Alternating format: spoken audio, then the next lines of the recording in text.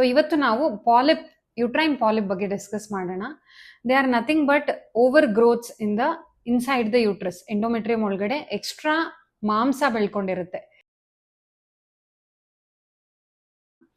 ಒಂದು mechanical obstruction, ಎಲ್ಲಿ pregnancy ಹೋಗಿ ಕೂತ್ಕೊಳ್ಳುತ್ತೋ ಅಲ್ಲೇ ಇರುತ್ತೆ ಇದು ಪಾಲಿಪ್. ಇನ್ ಕೆಲವು ಸತಿ ಸರ್ವಿಕ್ಸ್ ಹತ್ರ ಇದ್ರೆ, ಅಂದ್ರೆ ಯುಟ್ರಸ್ ಮೌತ್ ಹತ್ರ ಇದ್ರೆ sperm entry inside the uterine cavity hindrance ಇರುತ್ತೆ.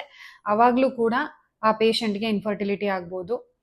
So these space occupying lesions can disrupt the smooth surface of the endometrium. Localized inflammatory response na develop ಮಾಡಿರುತ್ತೆ. ಸೊ ಇದರಿಂದ ಏನಾಗುತ್ತೆ, ನಮ್ಮ ಒಳಗಡೆಯಿಂದ immunity ಅಂದ್ರೆ natural killer cells, macrophages, these are some of the immunity related cells. So they create a hostile environment for the embryo.